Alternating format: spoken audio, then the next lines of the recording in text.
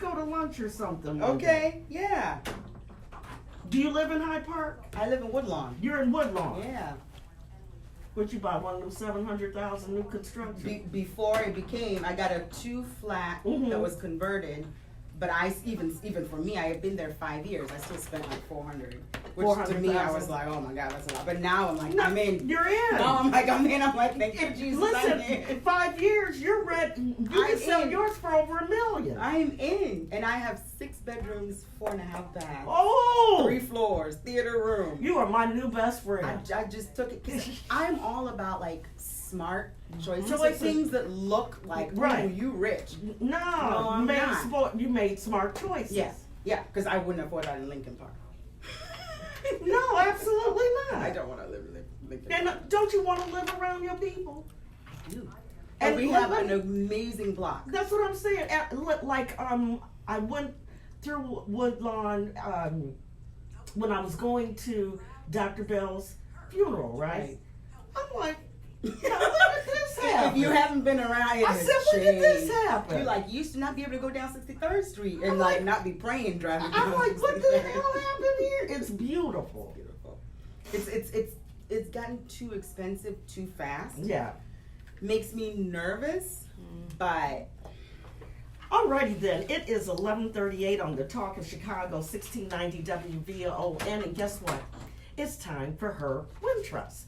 And I am really excited today. This young lady that is in the studio with me is the founder, and she calls her the ringleader of MyWhy Agency. Her name is Emerald Jane Hunter, and her friends call her EJ, so I guess I can call her EJ now. She is a force to be reckoned with. She is a 4-time Emmy-Award winning producer and a master of all things media, storytelling, and content creation.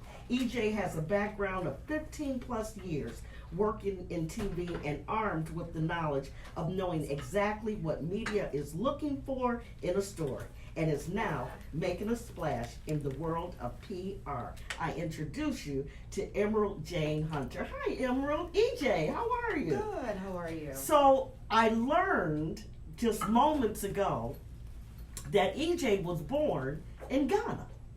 I looked at her necklace. I said, that's pretty. I said, did you get that from Ghana? She says, I'm from Ghana. And very cosmopolitan, just awesome. Tell our listeners exactly what you do. First of all, thank you for that. Thank you. Intro. No, well, you wrote it. No, I'm just kidding. What do I do? So I am immersed in the world of integrated marketing. Okay. Integrated marketing meaning the understanding that in order to grow a business or a brand, you need to be doing more than one thing. You need to be doing things, multiple things paralleled in order to grow your brand. Meaning, you don't just look at PR, you look at your website, you look at your branding, you look at your social media, you look at your digital marketing, and all of that has to be cohesively talking to each other. You do too much. In order for you to grow. So what I do is I work with entrepreneurs and really purpose-driven brands, helping spread the message and put the word out. So, you know, I just think that, no, but that's a lot. So listen, because like everyone knows I'm a sloth. There's some things that I want to do, right?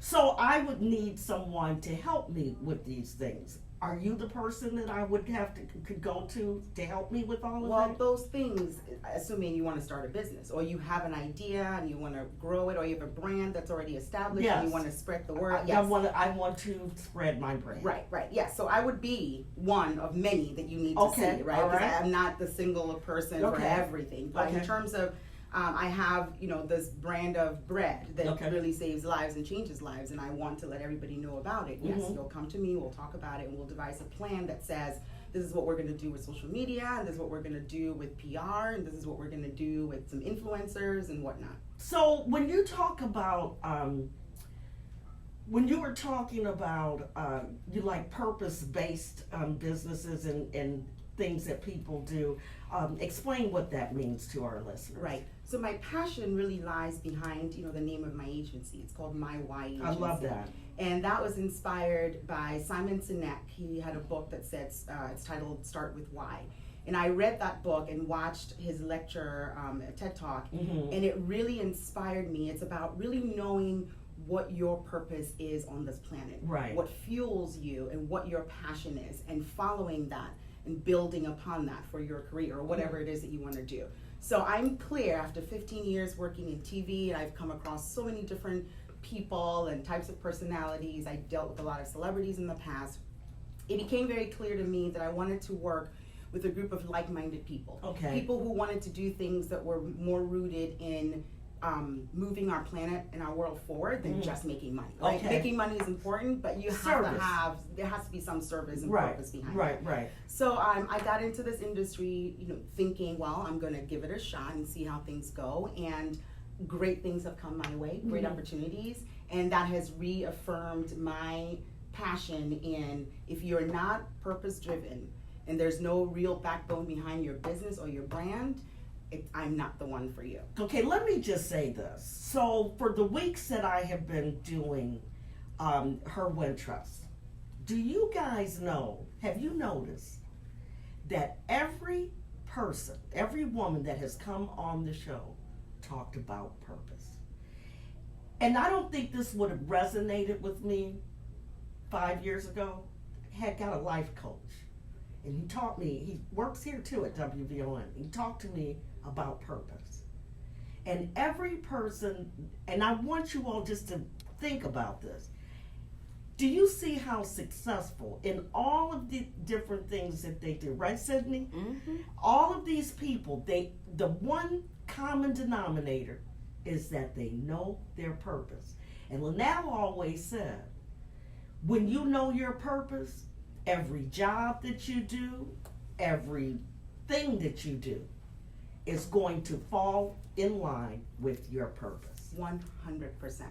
And I mean, I can use myself as really a testimony, because once I left the TV industry, and I used to work at Windy City Live, right? Okay. And in my mind, I thought, what else could be as glamorous and as grand as working for a show? What did like you do? that? Did you produce? So I was part of the team that started the show, and I was the producer and booker. So a lot of the guests that came on the show, I booked them, and I also produced some segments on the show. And there's a lot of fear that comes with making that jump, right? We've heard about Steve Harvey's talk about making the jump and all of that. But one thing that really kept me grounded was I was so sure in my heart that what I was about to do was really what I was born to do. And making that demarcation of, I'm not just here because you gave me $1 million, but you're selling something that's not good for people. I'm not going to take it, but I'm going to stick with what I really believe in. I have not taken one loan since day one of the business. I have been profitable after like the first year of business. And my worries and concerns haven't been trying to find a client, because word of mouth comes through, your village comes through. And really, honestly, when you follow and stand in your truth, 100% in your truth, the magic truly does happen. And I'm going to say this without showing shade. That's why Kamala Harris is not doing well in fundraising or in the polls, because there is nothing authentic about her. And Cory Booker too. I'm just saying that. People, I'm serious. One thing that I don't know if Sydney's in here, and the one thing that I've noticed about you, EJ, is that you are authentic. You don't come off as pompous. You come in here grateful, humbled, and it just, you gave me your card. I'm going to Ghana with it next year. I'm going to Ghana with it. It's just amazing. And these are the common denominators that I see of all these women that have come in here today. So you were on the ground floor when Windy City first started. You were there with G and Ryan and Val's first hairstyle. All right. and so you did what happened? When did you have your aha moment and said, it's time for me to make that leap of faith? Right. So what was going on in EJ's life? Right. So one of the things that was happening was I started realizing that the things that came naturally to me, which I'm very passionate about television, and that's still a part of what I do. I still have my production company, I'm still active in that. But I started realizing that the passion with which I would work and the fortitude I would give efforts was slowly starting to wane, right? And it was either I was burnt out or I was losing a bit of that passion. And then there were a few internal changes that had happened, and I just lacked that motivation. But I started working out at an all-women's gym on the South Side. And the owner kind of sort of came to me and she was like, do you have some ideas? I really have this vision of growing this to get, Black women to like get healthier and love their bodies. And I loved what she was about. So I said, you know what? Yeah, I'll help you. You can say who it is. It's 360 Mind, Body, and Soul. She's now in the South Loop. And that's, I started working with her and started giving her some ideas and putting a couple things out and saying, let's try this, let's do that, guiding her. And slowly her business started to shift. And I would come home from a long day at Windy City Live, and I would be up till 2 in the morning coming up with plans and ideas for her. And you could have been doing this for yourself. Right. But what that did for me, though, was I saw something new in myself. That passion of helping her, and my ideas were working, and her business was growing, and we moved her business from 76th and Yates to the South Loop, That's together. Incredible. And we quadrupled her her annual income. Right. And that was from little old me with just my ideas. That was like, whoa. It was a real true awakening for me. And that is when I knew that I had tapped into really what my soul is, and I am happier and more fulfilled knowing that I did that. And did you do it for free? Yeah, she started paying me $500. Okay, and so you were doing it for free because basically you were doing it for free. And the $500 was because a mentor had taught me that you have to value yourself. So it's not about how much you get paid or charged, but set the precedence of charging something so that that person will respect you, because it's when you give things for free, you're not respected, it's not valued. That's right. Right. So a mentor taught me that, and so I instantly latched upon that. That's what WVON, that's what we've learned. They think we're not for profit. Right. This is a business. So it's easy for them to just say, oh, go on WVON, because they know we have a loyal base. You understand what I'm saying? I'm just saying. Yes, but you have to value yourself and put a price on it, even if it's $5. Right. It doesn't matter. Put a price on it. To have that interaction of there's a value. That's a great, now write that down, guys. Every woman and man listening, put a price on it. It doesn't have to be $1 million, but put a price on it and keep putting the price on it. People, I used to go speak to people all the time for free, right? I used to make appearances for free. Not anymore. Not anymore. And the first thing I say after I say yes, I said, and what is the honorarium? I said, what is the honorarium? Right. And I had to learn that. Yeah. And then I was able to tell someone very close to me here, who was being asked to do these wonderful speaking engagements where they had big budgets, and they say, well, what do you charge? I said, tell them $10,000. There you go. I said, they have big budgets. Yeah.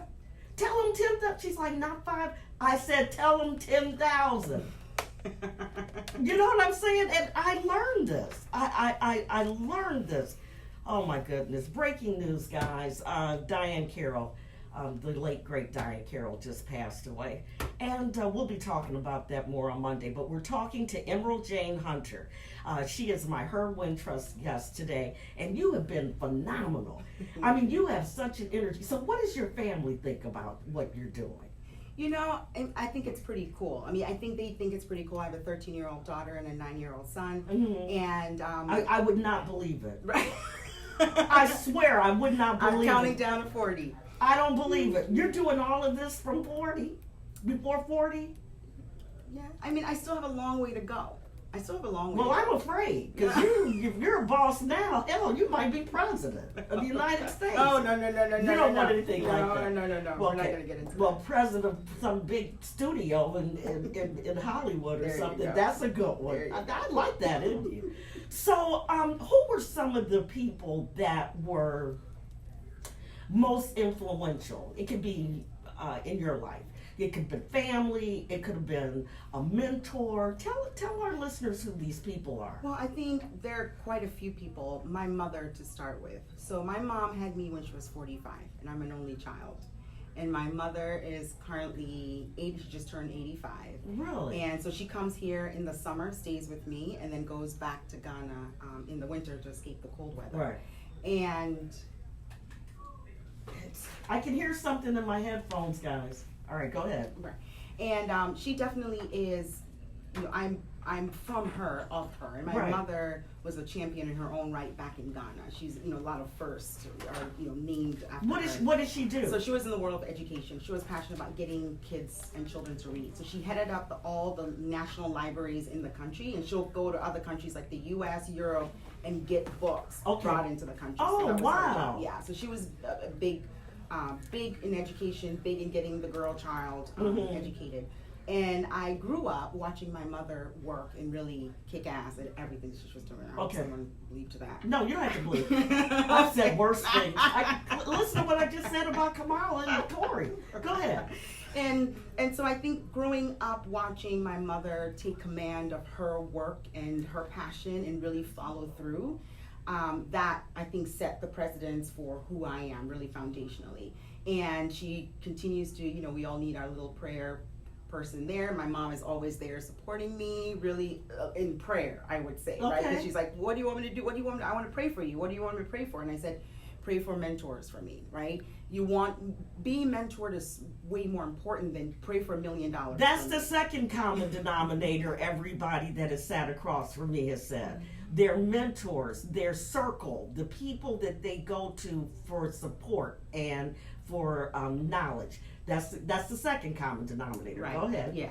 So I mean that's key, and I've met other women who have are in the entrepreneurial space who I've reached out to, and they have embraced me. And every time I hit a roadblock or need help making a decision, I'm able to tap into them. Now, mind you, these are friends and good friends, but they're mentors who also charge me a fee.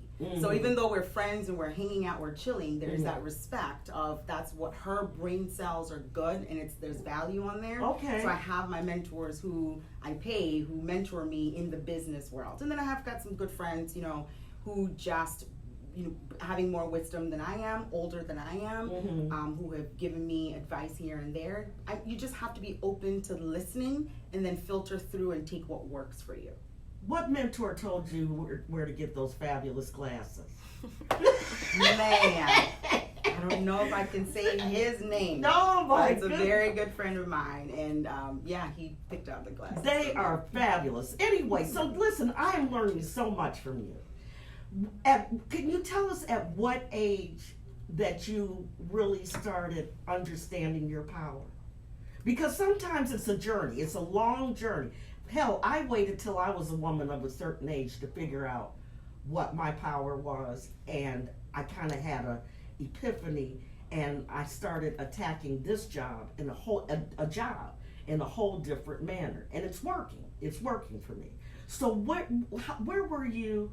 And you think where you just kind of started getting it together? Because sometimes people think, you know, I'm too old, or, you know, I should have done this when I was in my 30s. I should have done this. And if it's not your time, it's not your time. Right. And I think that's one of the hardest things for us to figure out, right? I don't know if I can say that was really a time. I'm still working through getting understanding and embracing my power. Definitely my 30s. 20s were like I made so many mistakes. You know, you're figuring it out. I'm like 20s are the time for you to just relax, just take a deep breath, do what you got to do. Well, I felt like that in my 30s too. Right. Yeah. You know. I mean, I would say in the last, you know, starting this business really has forced me to tap into areas that I was uncomfortable tapping into, but you're forced to, and so then you start realizing, oh, it worked. Okay, that didn't kill me. Okay, and then you're slowly being empowered. I'm still working on it. I'm still discovering it. I've heard that your 40s are like the most amazing time because that's when you're like, I'm gonna say what I want to say, and I don't worry who it hurts or not. I'm gonna tell you, I want to bust your bubble. No, it's no? not. It's in your 50s. Oh well, I'm still looking. I've got to go through the 40s and get to the 50s. Wait till you get to the 50s. I cannot wait. I'm telling you, it is the most freeing thing in the world. And you all know I'm only 26. But anyway. I mean, I used to worry so much about what people thought or felt. And I'm less of that. I still have a little bit of that. That's because you have a lot of confidence too now. You've made some moves and you were successful at it. You didn't look back. You don't, probably you're one of these persons, all right, this didn't work out. Let's keep it moving. Yeah. Let's keep it moving. Yeah. And so you have this very positive attitude, and really you have just such a spirit about yourself. I'm not blowing smoke up your ass. Thank you. I don't see any smoke, so I believe you. But this has been so wonderful. What would you like to leave our listening audience with today? Well, I mean, there's so many nuggets of wisdom, but I think the biggest thing is believing in yourself, right? We're all here for a purpose. No one's here by mistake. You're not on your journey by fluke. Every job, whether you like it or not, is serving a purpose. I can look back and I remember going through a dumpster at my first job because a lawyer I worked for asked me to go do that, and I was thinking, oh my God, is this my life? Right. That taught me something, right? Every experience you're going through right now has a lesson. Pause, find out what you're supposed to learn from it. Take it and build upon it. And so don't beat yourself up too much about where you are. If you're not happy, if you're not satisfied, just know that as long as you know where you want to go, stay focused and just keep going at it. Don't stop. Stopping is the worst thing, right? If you have a bad day, cry it out. Go drink, do whatever you gotta do. But you have to wake up the next day and keep going. Let me just say, Emerald Jane Hunter, thank you so much for joining us today. It's been a lot of fun, and I will be in touch. Maybe I'll make you a mentor. I'll pay you. We have a lot of fun to have in Ghana, though. I know. I'm looking forward to that. Anyway, thank you so much. I'd like to thank Annette Frenoy. I'd like to thank Titus. And I'd like to thank Faith for a great show today. I appreciate you guys so much, and have a great weekend.